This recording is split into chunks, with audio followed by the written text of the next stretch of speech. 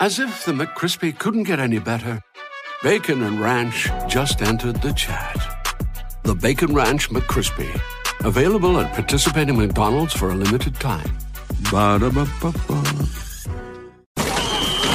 NIL Now with Lauren Sisler and Kevin Jones. If you want to learn more about name, image, and likeness, you need to go to The Source. The NIL Now podcast from Headline Studio and Reddit highlights the biggest storylines with comments from key guests in the college and high school NIL space. NIL is not a cherry on top. It needs to be thought about as a part of these young men and women's future to, further their careers. You should be able to leave college with something. Subscribe to NIL Now on Apple, Spotify, Google, or wherever you listen to podcasts.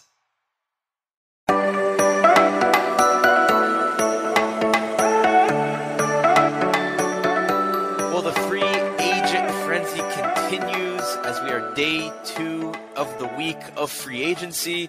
And another Bengal is out the door. Samaje Perine is the latest Bengal leaving Cincinnati. He is headed to Rocky Mountain Country.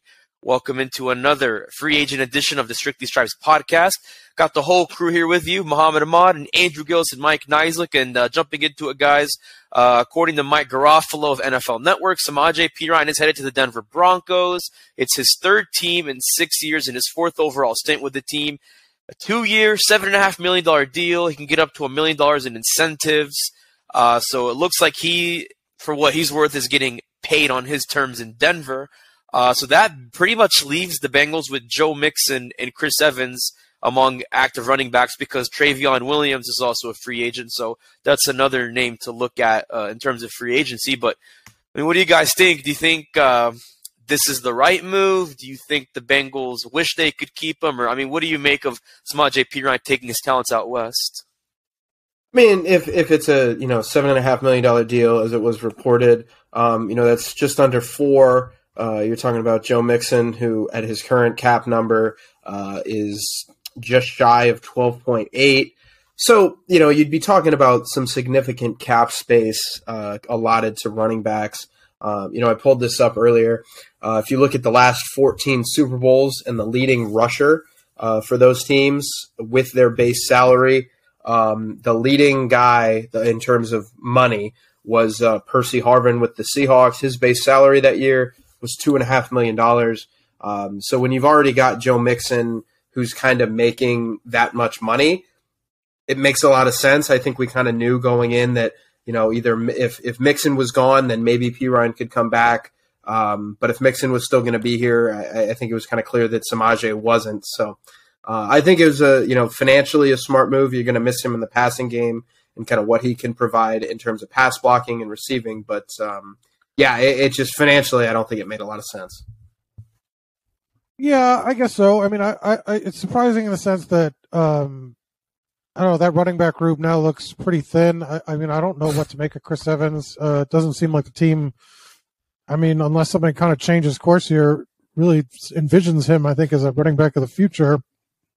And you got Joe Mixon, who, I mean, I don't think is trending upwards. And so, it's one of those things that, when are these next moves coming? Because right now, obviously, another day goes by.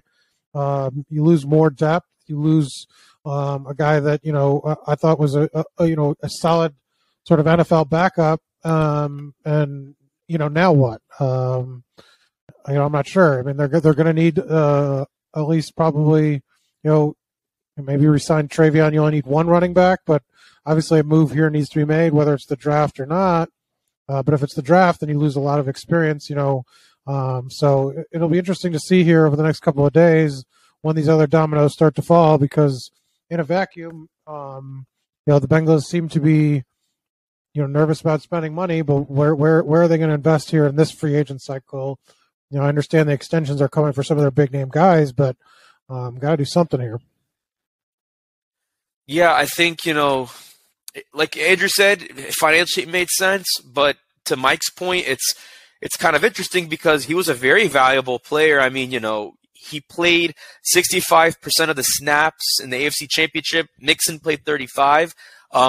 one of his biggest strengths, like we've talked about, was his pass blocking ability, especially if you look in on his third down pass blocks. So, yeah, it is a tough loss. And I mean, something has to be done, whether they want to go in the draft and draft someone early, or, I mean, as far as free agency goes, like just kind of looking at the list of names and that cheap market value. I mean, within the division, you've got Kareem Hunt. Looks like he's not headed back to Cleveland. And then you also have, for example, Jerick McKinnon from the Kansas City Chiefs, although he's a little bit on the older end. He's 30. But as far as other young guys, I mean, and again, I don't know if this is as cheap as the Bengals want to go, but Jamal Williams from Detroit. Do you want to do a reunion with Rex Burkhead, who I don't think that's likely, but I just tossed that name out because he was a one-time Cincinnati Bengal. There's a bevy of names. I mean, Miles Sanders, I think you mentioned him yesterday, Andrew. There's options in free agency, but I guess kind of the question is, like, if they're not going to spend on Samaje, if 3.5 or whatever a year is too much, if that's not their budget.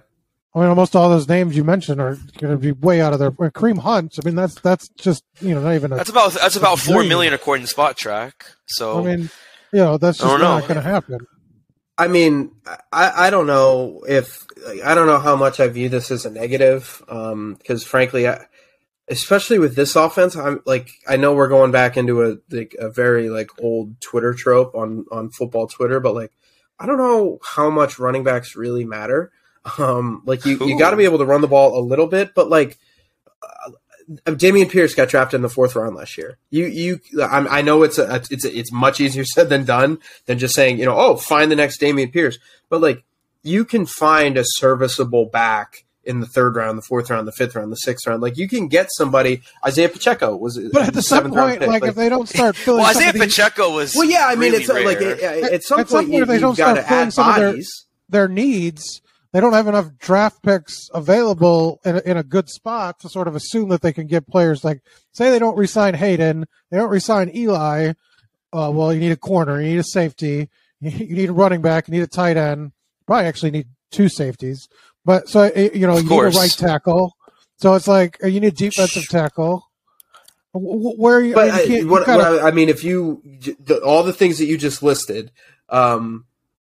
If you do running back last, if you go into the draft with a handful of needs and one of those needs is running back, that's fine. I don't think this necessarily has to be a free agent addition. If they go into the draft and it's Chris Evans and Joe Mixon, okay, sure. You can find a guy in the 3rd round. I think you got to take care of your other needs first. And with running back, it is so hit or miss sometimes that do you really want to invest? If by the grace of God, if Bijan Robinson is there somehow, the Bengals obviously need to very seriously consider taking him. Obviously, it depends on the board, but if Bijan's there, you pretty much have to take him at 28. But he's not going to be there, so. I don't know. I just I think that you can get a guy in the 3rd round and kind of worry about some other needs later. Now, obviously, you need to fill those other needs. I actually think you could make an argument that if they were to invest in, I know you said if they're not going to invest in the guys that Muhammad mentioned because of money related reasons, but let's just say they sign a Kareem Hunt or whatever. I think you could make a case that might not be the best money management if you're going to go into the draft with a hole at safety, with a hole on your defensive line, with a hole wherever you want to say. Well, so Andrew, let me ask you. Go ahead, they're losing Mike. a lot of depth so far in free agency. Sure. And at some point, I just think you're going to run out of, you can't rely on draft picks after the 4th round to sort of count on the, contributors that are going to necessarily fill your depth at those positions. Well, so let me ask you. Because you think you think Chris Evans is a legitimate backup next year? No, but I think he's a legitimate backup. So he's worth a roster spot, basically, but not. If you want to carry him as your third guy, I'm fine with that. You're saying make him what Travion Williams was. You're talking about Chris Evans, make him But I think it sure, I think it varies. If you're going to go into the year with Chris Evans as your third, maybe you need to kind of up the importance of running back a little bit. And I'm not saying you go out and you have to spend on a certain guy, but maybe you draft a guy a little bit higher. But if you bring in, trying to think of a guy who's available that you could bring in that would be interesting. I don't have a name off the top of my head, but like if you could bring in a guy who you think could legitimately take some reps, because Chris Evans did not last year. They pretty clearly didn't trust him to do a whole heck of a lot. Like if you bring in a guy and then he's your third, then I'm okay with kind of pushing down the importance and then just making it a mass group effort at running back. So let me ask you this, Andrew. So you're saying if things are the way they are, you have Joe Mixon, Chris Evans, don't worry about free agency, don't even stress about it in the draft in terms of the running back position. But what if they do cut Joe Mixon? I mean, I know you're saying, oh, well, they got rid of Samaj, so they keep Joe. What if Joe still gets cut? I mean, we don't know what's going to happen. I mean, that's still up in the air because he could be a post-June 1st cut. I mean, at that point, then what do you do? Do you actually consider the free agent market? Do you take the draft more seriously? I mean, where do you think they go at that point if that hypothetical comes up? Yeah, I mean, I think the later that this goes, kind of the more you're talking about a situation where, you know, Joe Mixon's going to be around. Because you would think that if you were going to do a move to kind of give yourself cap space, maybe go younger at the position, whatever the reasoning is, you would think that you would want to do that before free agency starts to give yourself that money, to give yourself that flexibility. So I think it's pretty clear that Mixon is probably going to be around for 2023, and I think that it's kind of becoming more clear as the days go by. Just that, you know, if you keep him, then that's fine. But you need somebody else. I don't know. I'm very down on the concept, like the idea of running backs. I just think that you can get really serviceable help because this team was not good running the ball last year in a lot of stretches. I mean, they were fine at some points and they had a few games where they were good, but you don't need to be the Ravens or the Bears or a team that's going to really ground and pound. Like I think you can kind of get by with some young guys and some, you know, if you just get some guys that can play a different role, that's fine. So if you cut Mixon, sure, but I just don't think you're going to cut him. I think you need somebody who's going to take a 50-50 split next year. Noted. Yeah, I think, and like you said, free agency officially opens up tomorrow being Wednesday. So we'll see what happens, but like Mike said yesterday, and like he said a few minutes ago, I mean, other than re-signing Jermaine Pratt and some of the other smaller time guys, I mean, you haven't really done anything in terms of not just external signings, but and you made a good point, Mike. I want to revisit this because it's even more relevant today. Like, you haven't gotten better. Like, you haven't even maintained your baseline of where you were last year, but you're not even above that. And of course, one of those positions, of course, is offensive tackle, which again, we understand the La'el Collins situation. We still don't know what's going to happen with that. But even if they want to look for depth, because like we said, Jonah Williams, Hakeem Adeniji, those guys are in contract years. There's not many options really in terms of right tackle. Left tackle is different, but with right tackle being the priority, I mean, unless you want to consider George Fant, Jermaine Elamunor, and a bunch of other guys who are pretty much like in their early to mid-30s, the right tackle free agent class is not looking very deep. I mean, do the Bengals even pursue some of those options? And if not, I mean, what do they need to do more of? Especially, I want to ask you this, Michael, because you talked about this. I mean, what do you want to see more of in terms of urgency from the Bengals in like free agency? Well, they probably got to sign somebody, right? But where do you want to see them attack like signings the most? Like with what position? Is it tackle? Is it somewhere else I'm not even thinking of? I mean, safety, of course, is one of them, but like beyond that, where do you see it? Well, I mean, like I think I said a couple weeks ago, like, you know, I think the pass rush is sort of a area that they could really use somebody. You know, I think tackle was an obvious place to upgrade. But I mean, at some point now, as you keep losing people, it's going to be hard to spend money. I mean, you got to get a veteran safety. I mean, Lou and Ruma said as much basically today without saying that. You know, they're evaluating guys, got some guys in mind, and they'll see. But, you know, I'm not sure what their strategy is here yet. And I mean, it's obviously hasn't taken shape because they haven't signed anybody. But I am curious as to see where this money gets spent. Like, because, like, say they don't even sign T. Higgins to an extension. You know, we know Burrow's coming.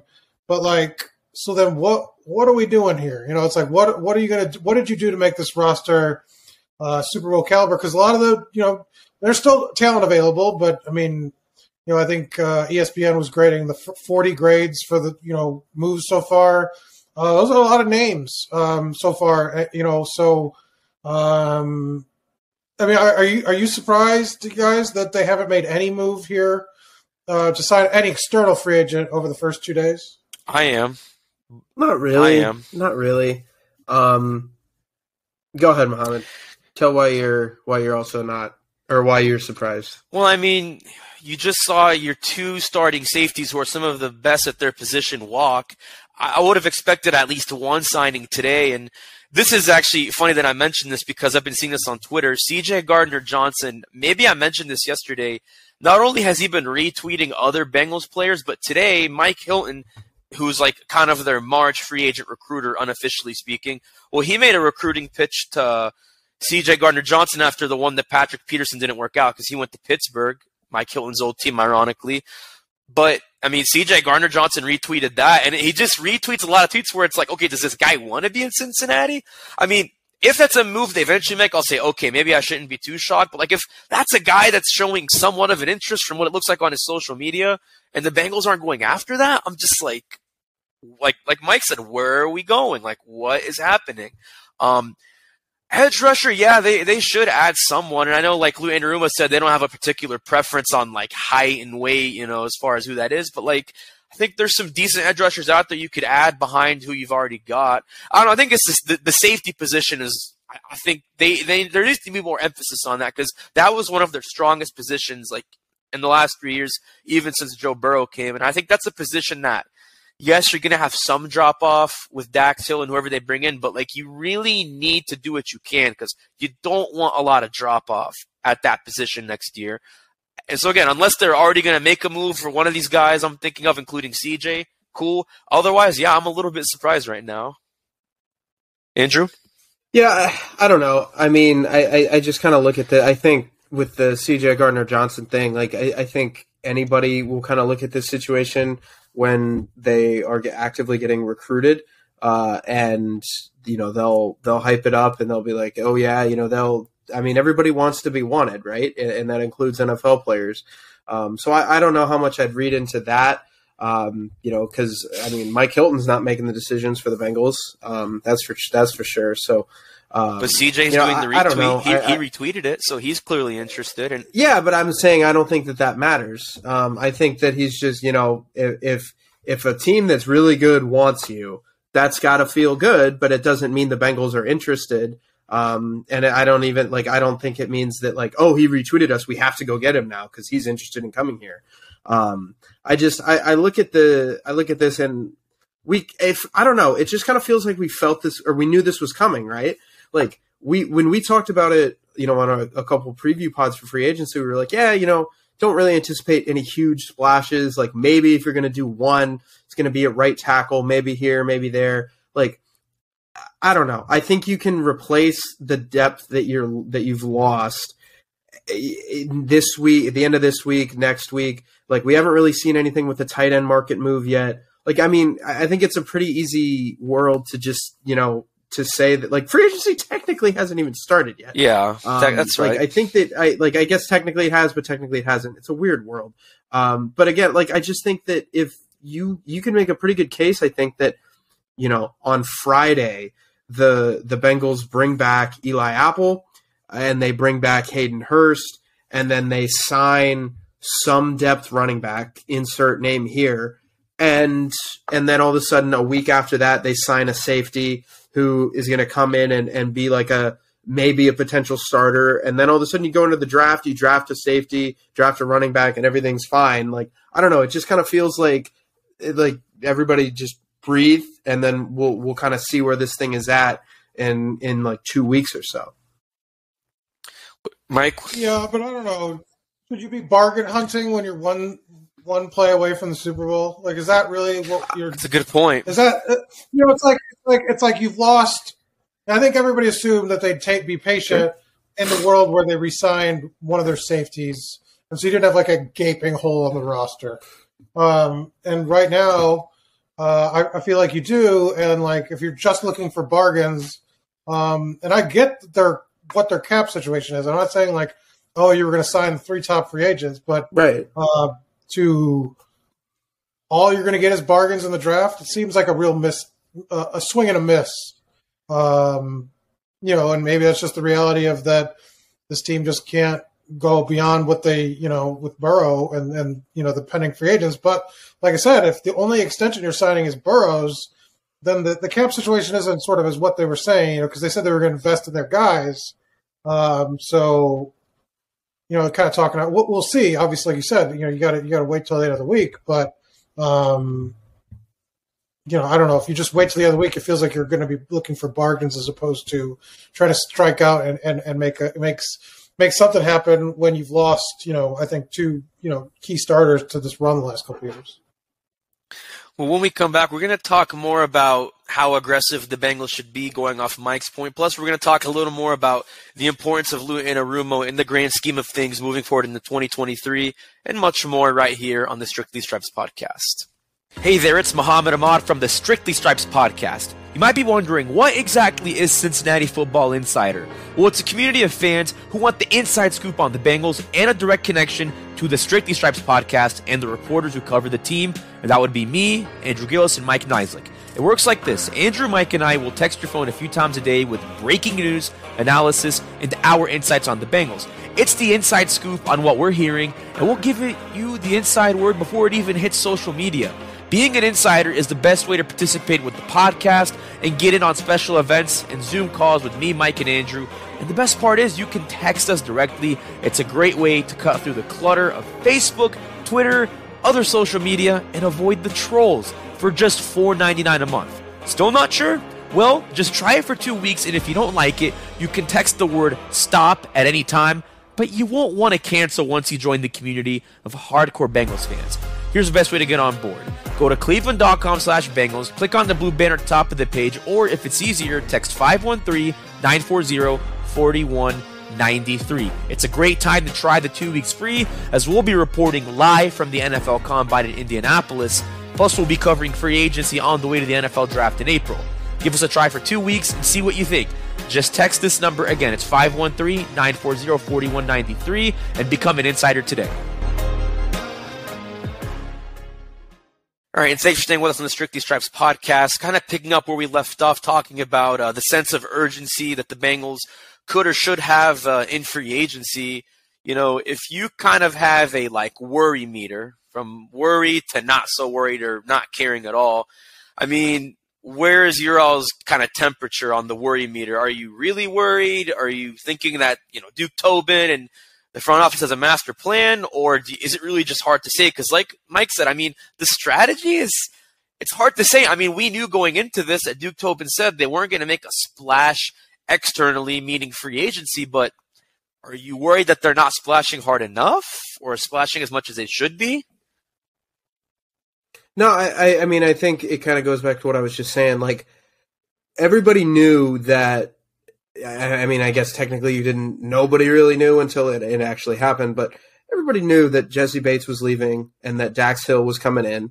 Everybody kind of knew that situation was building ever since they drafted Dax Hill last year. So to me, that always felt like a 1-for-1 swap. So I know right now in the moment that it feels like you've lost, Jesse Bates and you haven't replaced him, but you kind of had his replacement last year. So I don't know, if that's necessarily the worry. P. Ryan, again, goes back to my running back debate. I think you need a safety. You absolutely need a safety that you can add in free agency, and not just kind of a guy who is in the Michael Thomas mold where, he's a key special teams contributor and kind of not much else. You need somebody who can play, starting minutes for you in your safety core. I think you probably, I think you need to add a guy, and then you need to draft a guy, and that can get you right back to where you want to be with kind of somebody building in the pipeline. But yeah, I don't know. My worry meter's pretty low. I just don't have, I just don't, if I were a Bengals fan, I think if you're worried and you're a Bengals fan right now, I would just say stay calm and then, kind of see where you're at in a week. Well, are we're talking about from a perspective of a Bengals fan? Because I don't worry at all. I don't care. But that's what I took it as. Yeah. Okay. In terms of a Bengals fan, I would just be frustrated. Like, you want your team to. I don't know. I feel like I said, when you're this close, you need to move. And right now, they are not obviously involved in kind of the conversation. And you've seen, I think, teams that were close last year, make some moves. And you're kind of being left on the outside right now. Like I said, you got to be patient because maybe it flips here in a couple of days. But as the days go by, the desirable players are getting, signed up. Yeah, and I mean, like I said, like if you look at some of the names at like the right tackle position, I mean, unless you want to go with, I'm a little biased because I actually know him personally. I mean, George Fant or some of the other guys who are in that price age range, and this is just right tackle. I'd have to look at the other positions. We talked about running back a little bit. Nothing's moved much in the tight end market. Like even then, in all those areas, you lost some of the bigger name guys, even if you think you can get them for a good price. So, I mean, look, if they want a bargain hunt and they feel comfortable with that, we'll see how much of a gamble that is and maybe where that plays into the draft. But to kind of shift back the focus in-house, we talked a lot about this yesterday, and I don't think there's really much to discuss here. But, of course, Jermaine Pratt is back. He said that his goal isn't a second contract. It's a third deal in a Lombardi trophy. So clearly he's really motivated to be with a winning team that has Joe Burrow, and he talked about that. But, with Burrow, we already know that he's a draw for free agents. He was a draw for Hayden Hurst. He was a draw for Ted Karras. I mean, we've talked about that. But, with Lou Anarumo being back, we already talked about the continuity him and Brian Callahan bring. He didn't explicitly say he came back because of Lou. He kind of smiled at that and said, did I come back because of that? TBD. But, he kind of gave that away. And I think that kind of poses the question of, like, was this actually, like, a big deal for the Bengals that they have Lou Anarumo? Because, I mean, as far as other free agents go, like, I don't know maybe where he fit into the equation, but, like, does that really show the importance of coaching continuity, or is it just one guy where it's like, oh, Lou brought back one guy, so what? Like, where do you kind of stand on that? I don't know. I think for other free agents, no. I think it made a difference for a guy that was on the team, but I don't think it's a draw for anybody else, to be honest. Like outside of Cincinnati. I think that's played for him. Right. Yeah. Okay. Yeah, I think like kind of I think I mentioned this last week, like people like to stay where their stuff is. Everybody kind of in a dream scenario, unless you actively hate your situation, you like to stay with the coaches, the scheme, the players, the teammates, everybody would kind of just like that. And, he got asked explicitly, did you test the market? And he said, I knew what I wanted to do. So I don't know. I think it's just one of those things where when you kind of weigh all options, you've got a defensive coordinator that you trust, a defensive coordinator that trusts you, sitting on a team that was one play away from winning the Super Bowl last year, or I guess technically 2 years ago now, 2 seasons ago. You're a play away from going to the Super Bowl this past season. You got a quarterback it's really good. I just think it was a culmination of things. And I think that, when you kind of look at it in totality, it just kind of made sense for him, especially if the money was going to be pretty equal elsewhere. Yeah, interesting. I mean, that's a good point. I mean, I think any player in a situation like Jermaine Pratt would have said, yeah, I can make my money. I can be with a winning guy. I can get my ring with Joe Burrow, yada, yada, yada. But again, I know my take on this is that Lou Anarumo is one of the better coordinators, especially now that, DeMeco Ryans is the head coach. I mean, amongst a few other names, I still think Lou Anarumo's at the top. And again, I don't know if like there's free agents sitting like thinking like, oh my gosh, Lou Anarumo is the reason why I want to go to Cincinnati. I mean, I don't think it's like that explicit, but I'm sure they're looking at what he did last year and, the fact that he's one of the few coordinators who can lock down Deshaun Watson, Patrick Mahomes, Josh Allen, and I think a lot of people saw what the Bengals defense did, even though they weren't like a top 10, I don't even think a top 15 defense. But I think that was just something that kind of stood out to me as like, I get it. They've been together for 4 years. It'll be year 5 together, but you could also say, well, maybe it's not just Jermaine Pratt. Maybe that could be a sign of something bigger, but we'll never truly know unless the Bengals. But once again, for myself, Andrew, and Mike, I'm Muhammad Ahmad. Thanks for joining us on this Tuesday night. We'll catch you on Wednesday.